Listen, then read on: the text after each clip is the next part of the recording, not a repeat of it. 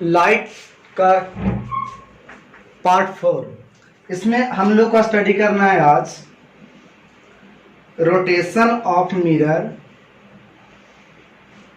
And incident ray. मतलब mirror को rotation करेंगे और साथ साथ किसको रोटेशन करना है, इंसिडेंट रे को। तो दोनों को रोटेशन करके हम देखेंगे कि क्या रिफ्लेक्टेड रे पर क्या प्रभाव पड़ता है। ये अभी जो देख रहे हैं सब प्लेन मिरर में देख रहे हैं, ठीक है। तो फर्स्ट में हम लोग देख लेते हैं क्या है। आपको फर्स्ट में ये बताया जाएगा कि एक आपका प्लेन मिरर है और इसमें आपका यह है नॉर्मल, और इंसिडेंट रे शुरू में आपका ये था स्टार्टिंग में, तो इसका रिफ्लेक्टेड रे कौन होगा, ये वाला हो जाएगा। आपको इसमें मिरर को रोटेट नहीं किया जा रहा है, फर्स्ट में मिरर को रोटेट नहीं किया जा रहा, रोटेट सिर्फ कर रहे हैं इंसिडेंट रे को। तो इंसिडेंट रे को हम रोटेट करते हैं इतना से, थीटा एंगल से। तो आपसे ये पूछा जाएगा कि रिफ्लेक्टेड रे जो अब रोटेट करेगा वो कितना से करेगा, तो इतना से करेगा, ये कितना होगा। तो देखिए कितना होगा, तो देखा हम लोग देखते हैं कि अगर सोचते कि ये अगर आई रहता तो एंगल ऑफ इंसिडेंस कहलाता, क्योंकि एंगल ऑफ इंसिडेंस जो होता है इंसिडेंस रे और नॉर्मल के बीच का एंगल होता है।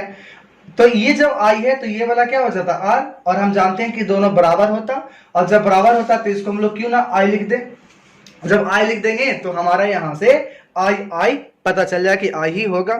लेकिन अब सोचिए कि जैसे थीटा ये बढ़ा तो टोटल एंगल कितना हो जाएगा, आई प्लस थीटा।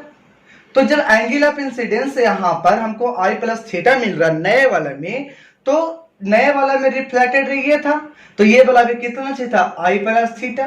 तो सोचिए कि ये जब आई प्लस थीटा है और ये वाला आई प्लस थीटा है, तो इसमें से आई हम हटा देते हैं, ये वाला आई हटा देंगे तो ये आई क्या होगा, हट जाएगा, तो सिर्फ क्या बचेगा, थीटा।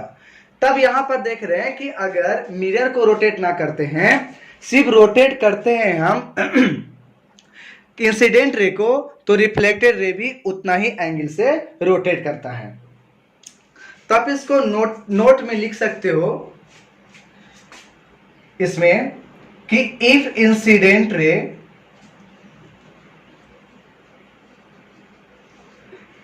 is rotated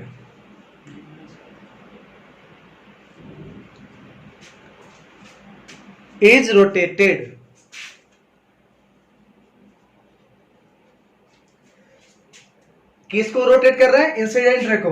तो हमें मिरर को क्या करना पड़ेगा, फिक्स, इसको हमको रोटेट नहीं करना है। तो यहां पे लिख देते हैं कि mirror is kept fixed in the plane mirror, ठीक है, या तो कह सकते हैं इन द प्लेन, एक minute,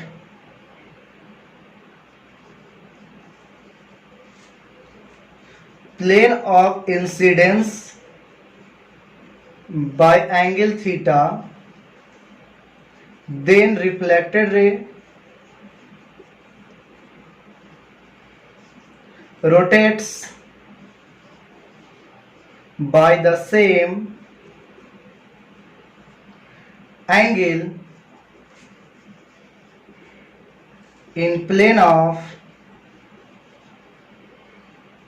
incidence but in opposite sense। देखिए जिस प्लेन में हम इंसिडेंट रे को रोटेट करवाए थे इधर से इधर, इसी प्लेन में आपका रिफ्लेक्टेड रे भी रोटेट करेगा, लेकिन इसका डायरेक्शन रहेगा वो अपोजिट। कैसे, ये जो रोटेट कर रहा है इस डायरेक्शन में करवा रहे हैं, और इसको क्या बोलते हैं, ऐसे को एंटी क्लॉकवाइज डायरेक्शन। लेकिन यहां पर देख रहे थे कि था यहां पर और रोटेट कर गया इधर, और जब इधर रोटेट किया तो इस डायरेक्शन को बोलते हैं क्लॉकवाइज डायरेक्शन। तो यही लिखा हुआ यहां पे कि एंगल उतना ही एंगल से, थीटा एंगल से ही रोटेट करेगा, लेकिन उसका सेंस क्या होगा, अपोजिट होगा। यानी एक अगर एंटी क्लॉकवाइज रोटेट करवाएंगे तो उसके अनुसार रिफ्लेक्टेड रे रोटेट करेगा, वो क्लॉकवाइज होगा। अगर हम क्लॉकवाइज रोटेट करवाते इंसिडेंट रे को, तो उसके अकॉर्डिंग जो रिफ्लेक्टेड रे होता वो एंटी क्लॉकवाइज रोटेट करता, यानी हम इससे क्या करते इधर रोटेट करवाते, तो ये क्या होता क्लॉकवाइज होता, तो एंगल जो रिफ्लेक्टेड रे ये है ये रोटेट कर जाता इधर यानी एंटी क्लॉकवाइज। जैसे कि अगर हम ऐसे कहें तो यहां से भी इस प्रकार से हो जाएगा, तो इससे हम इधर आए हैं क्लॉकवाइज में आए हैं, तो यहां से हम इधर आ जाएंगे किसमें एंटी क्लॉकवाइज में, यानी यहां पे जब भी रोटेट करवाएंगे इंसिडेंट रे को तो उसके अपोजिट सेंस में ही रिफ्लेक्टेड रे रोटेट करेगा। ठीक है, चलिए इसमें अब नेक्स्ट, अब देखिए अब फर्स्ट में क्या किए, तो हम लोग रोटेट करवाएं किसको इंसिडेंट रे को, लेकिन अब हम लोग रोटेट करवाते हैं मिरर को। अब मिरर को रोटेट करवाने के बाद देखते हैं कि कितना डिग्री से उसका रिफ्लेक्टेड रे रोटेट करता है, यानी अब हम लोग इंसिडेंस रे को फिक्स कर देंगे। ठीक है, तो देखिए यहां पर पहले हम लिख लेते हैं। ठीक है, if mirror is rotated taking position of incident ray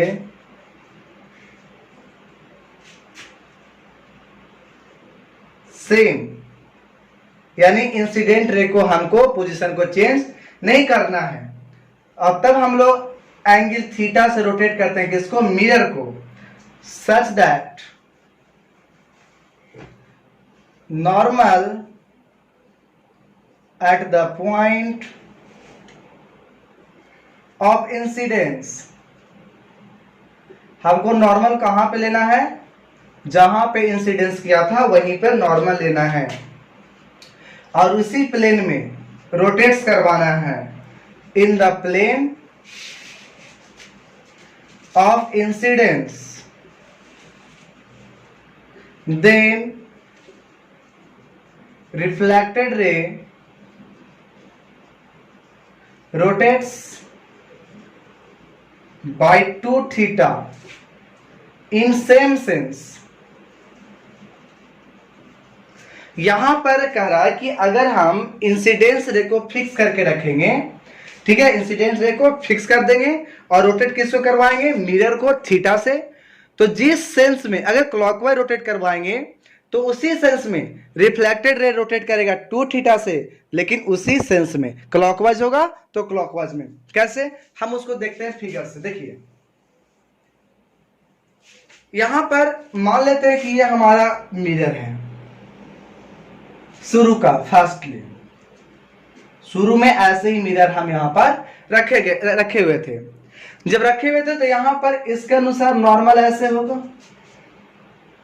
हम नॉर्मल फर्स्ट वाले के लिए n1 मानते हैं, और ये मिरर हो गया m1। ठीक है, यहां पर हम इतना लेके चल रहे हैं। अब सोचिए कि हम इंसिडेंस रे ये माने हैं, तो इंसिडेंस रे भी इतना एंगल पर है, आई एंगल अगर मान के चलते तो इतना ही एंगल इधर रिफ्लेक्टेड रे होता, तो इससे हम लोग एंगल आई बोल देते, क्योंकि एंगल आई और एंगल आर क्या होता है बराबर। तो हमको तो सिद्ध करना है, प्रूफ करना है कि थीटा से अगर मिरर को रोटेट करवाएं इधर तो हमारा रिफ्लेक्टेड रे क्या होगा 2 थीटा से रोटेट करेगा। तो ये था इनिशियली, हम इतना रहने दिए, लेकिन अब कहा जा रहा है कि यहां पर मिरर को अब चेंज करते हैं रोटेट करवा करके। ये हो गया मिरर, और इस मिरर को हमने इस डायरेक्शन में रोटेट किया, कितना से थीटा से, तो रोटेट करवाएं तो मिरर का जो साइडेड पार्ट था साइडेड पार्ट रह जाएगा, हम ये सिलेबस छोड़ दिए। अब इसके बाद देख रहे हैं कि इसका नॉर्मल क्या होगा, एकदम सीधा जाएगा ऐसे। ये मिरर हो गया सेकंड, मतलब दूसरी बार रोटेट करवाने के बाद हुआ, इसलिए हम यहां पर n2 मान लेंगे। अब हम मानते ये हैं कि इसके लिए इंसिडेंस एंगल जो हो गया उसको i' मान लें, तो सोचिए कि अब इतना ही एंगल बना करके ये इधर रिफ्लेक्ट करेगा, तो ये एंगल भी कितना होगा i' होगा। और आपको क्या है कि पहले रिफ्लेक्टेड ये था और अब हो गया ये वाला, तो आपको इसी के बीच का एंगल आपको प्रूफ करना है कि ये कितना होगा 2 थीटा से। और मूव किधर किया, इधर किया, देखिए यहां भी ऐसे भी कि जब इधर किए क्लॉकवाइज में तो ये रिफ्लेक्टेड रे भी क्लॉकवाइज में ही रोटेट किया, लेकिन यहां थीटा से, तो ये कितना से किया है 2 थीटा से, हमें ये प्रूफ करना है। तो देखिए सबसे पहले एक चीज यहां पर देख लेते हैं। अगर हमारे पास ऐसे था कोई मिरर, तो ये कितना डिग्री पर था? 90 डिग्री पर था। अब इसको क्या करते हैं लोग? थीटा से रोटेट करवाते हैं। तो सोचना है, अभी ऐसे था हम लोग इसको रोटेट करवाते हैं थीटा से, ऐसे। तो ये तो थीटा से रोटेट कर गया, तो ये थीटा से रोटेट किया, तो बताइए नॉर्मल के बीच का एंगल भी कितना होगा? तो थीटा ही होगा ना। ये जितना से बढ़ाएंगे उतना ही से ये भी बढ़ेगा। मतलब कि अगर दोनों मिरर के बीच का एंगल अगर एंगल थीटा होगा, तो दोनों नॉर्मल के बीच का एंगल भी हमारा कितना मिल जाएगा? थीटा। अब हमको निकालना है ये एंगल। तो सोचिए, पूरा के पूरा हम लेने के लिए पहले सोचते हैं, तो क्या हो जाएगा? तो इस वाले नॉर्मल को अगर लेके चलेंगे यहां तक, तो ये होगा आई, और इसी नॉर्मल से नीचे आएंगे तो आई मिलेगा टोटल। तो हम बोलेंगे 2i होगा हमको यहां से लेकर के यहां तक। अब उसमें से हमको चाहिए था ये वाला, तो इतना में से अगर हम इतना से इतना घटा दे तब नहीं मिलेगा, तो कितना माइनस करने पड़ेगा? यहां से लेकर के यहां तक। और ये कितना होगा? तो इस नॉर्मल से देखिएगा आई डैश, और इसी नॉर्मल से यहां आएंगे तो आई डैश, यानी 2i डैश हमें क्या करना पड़ेगा? घटाना पड़ेगा। जब घटाएंगे तो यहां से 2 कॉमन होगा, i माइनस का आएगा आई डैश।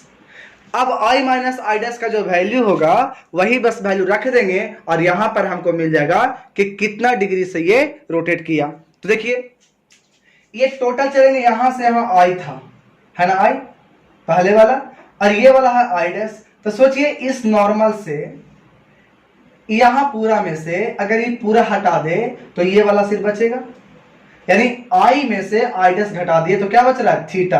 यानी यहां से लिख सकते हैं कितना? 2 इंटू थीटा आ गया। यानी अगर हम लोग प्लेन मिरर को रोटेट करवाते हैं थीटा से, तो उसके अकॉर्डिंग इंसिडेंस रे को कांस्टेंट रखते हैं, फिक्स रखते हैं, तो रिफ्लेक्टेड रे कितना से रोटेट करता है?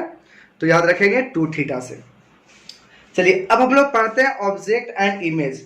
ऑब्जेक्ट किसे कहते हैं और इमेज क्या होता है? ऑब्जेक्ट कितने प्रकार का होता है, इमेज कितने प्रकार का होता है? ठीक है, चलिए तो देखिए हम लोग जानते हैं इंसिडेंस रे, रिफ्लेक्टेड रे, उसी के आधार पे हम लोग ऑब्जेक्ट और इमेज का भी डिफिनेशन तैयार करते हैं। तो यहां पर पहले ऑब्जेक्ट को अगर लिखना चाहेंगे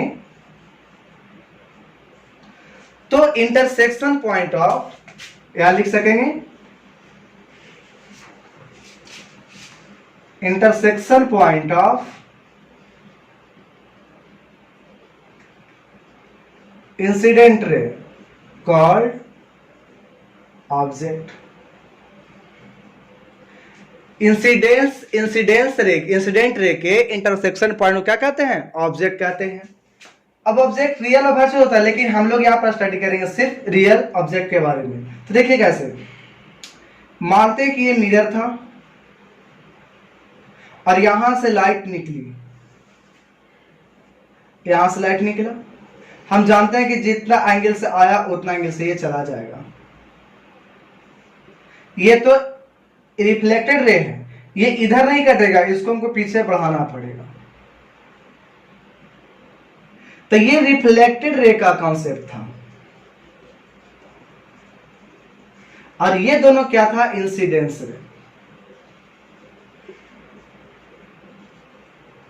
तो यहां पर इंसिडेंट रे ये था, और ये दोनों कट कहां रहा था? तो इधर तो कटेगा नहीं इंसिडेंट रे, क्योंकि जैसे ही दर्पण पर पड़ा यानी मिरर पर पड़ा, तो मिरर पर पड़ने के बाद अब यहां से रिफ्लेक्टेड रे में बदल गया। अब इंसिडेंट रे खत्म हो गया, यानी इंसिडेंट रे को कटना था वो भी पीछे ही कटता, और पीछे कटा कहां पर है? यहां पे, इसलिए ऑब्जेक्ट का पोजीशन ये होगा। लेकिन अगर जहां पर रिफ्लेक्टेड रे कटे उसे क्या कहते हैं? इमेज कहते हैं। तो रिफ्लेक्टेड रे ये था, ये तो इधर नहीं कटेगा, इसे पीछे बढ़ाना पड़ेगा, और पीछे बढ़ाए तो यहां कटेगा, तो क्या कहलाएगा? इमेज। लेकिन यहां पर एक रहता है कि डायरेक्ट कटा और एक इनडायरेक्ट, तो ये कटा है डायरेक्ट, इसलिए कहलाता है रियल। अगर इनडायरेक्ट कटेगा यानी प्रोड्यूस करने के बाद कटेगा तो उसे हम लोग बोलते हैं वर्चुअल। तो यहां पर जो इमेज बना कैसे बना? वर्चुअल, और यहां पर बन रहा है ऑब्जेक्ट रियल।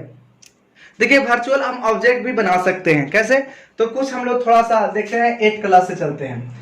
इसमें वर्चुअल ऑब्जेक्ट के बारे में सीखना होगा बस एक्स्ट्रा नॉलेज के लिए। तो देखिए ये मान लेते हैं कि वाटर सरफेस है, ये क्या हो गया? Water surface. इसको हम आगे पढ़ेंगे।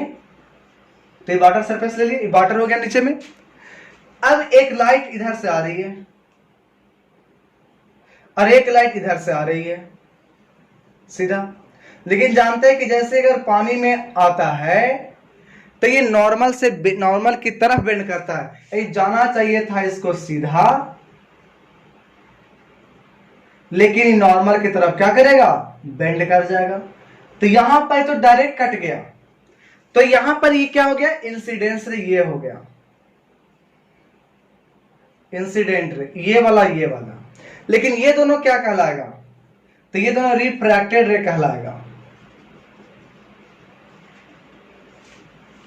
ठीक है, तो देखिए ये रिफ्रैक्टेड रे डायरेक्ट कटा है, इसलिए यहां पर ये रियल कहलाएगा। तो यहाँ पे इमेज बंधा रियल, लेकिन ये इंसिडेंट रे तो इधर कट ही नहीं रहा था, इसको क्या करना पड़ेगा, बढ़ाना पड़ेगा। अब बढ़ाएं तो हमें कहां कटा, यहां पे।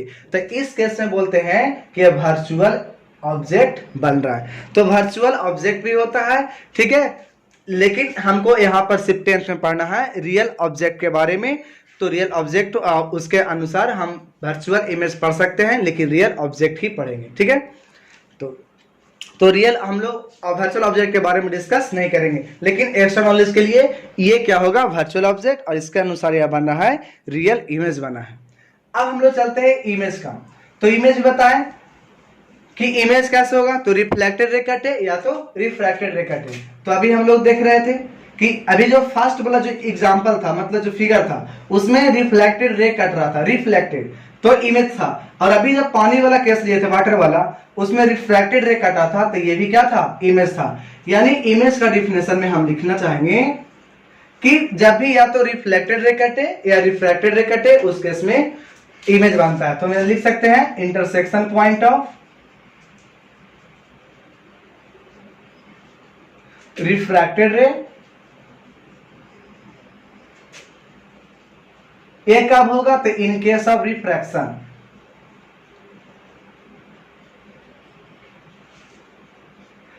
और रिफ्लेक्टेड रे, रिफ्लेक्टेड रे कब आएगा, तो इन केस ऑफ रिफ्लेक्शन में।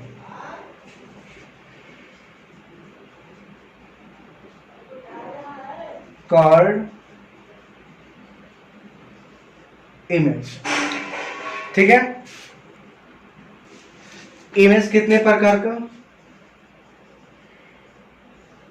तो दो प्रकार का देखें, एक रियल और दूसरा वर्चुअल।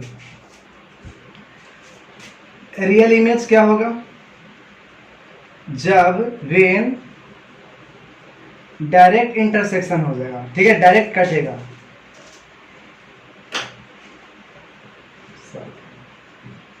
और ये कब होगा, जब इनडायरेक्ट होगा, मतलब बढ़ाने के बाद। ये डायरेक्ट कट जाए और ये बढ़ाने के बाद कटे, तो वर्चुअल। रियल जब भी होगा ना, तो हमेशा इन्वर्टेड बनेगा, और ये वर्चुअल हमेशा इरेक्ट बनेगा। इरेक्ट का मतलब सीधा, इन्वर्टेड का मतलब क्या होता है, उल्टा। ठीक है, तो इमेज और ऑब्जेक्ट के बारे में क्लियर हुआ।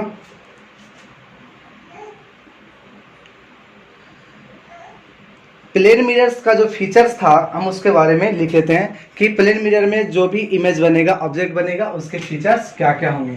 तो उसमें देखे थे कि ऑब्जेक्ट का डिस्टेंस और इमेज का डिस्टेंस दोनों क्या होता है, इक्वल होता है।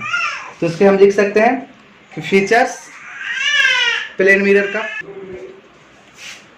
Features of plane mirror, features of image form by plane mirror, image formed by plane mirror. देखियो फर्स्ट में क्या होगा कि distance of object from mirror, जितना दूरी होगा ऑब्जेक्ट का मिरर से, उतना ही दूरी मिरर से इमेज का भी होता है। तो यहां से लिख सकते हैं कि distance of image from mirror. Second में द लाइन ज्वाइनिंग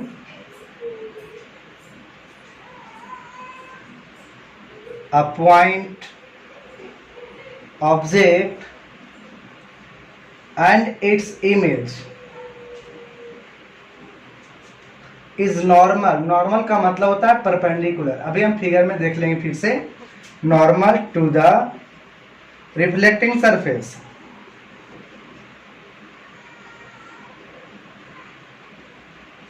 थर्ड में द साइज ऑफ इमेज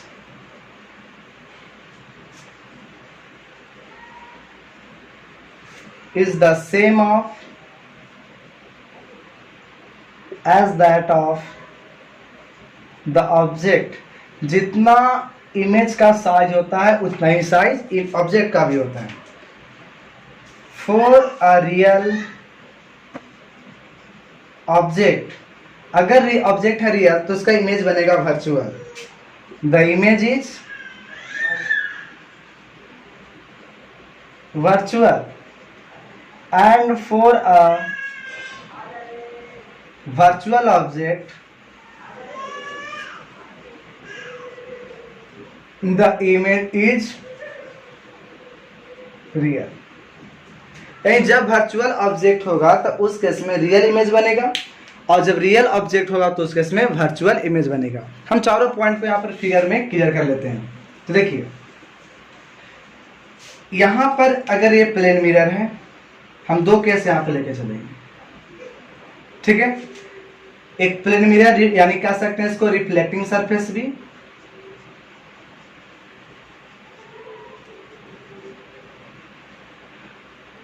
एक और ले लेते हैं यहाँ पर।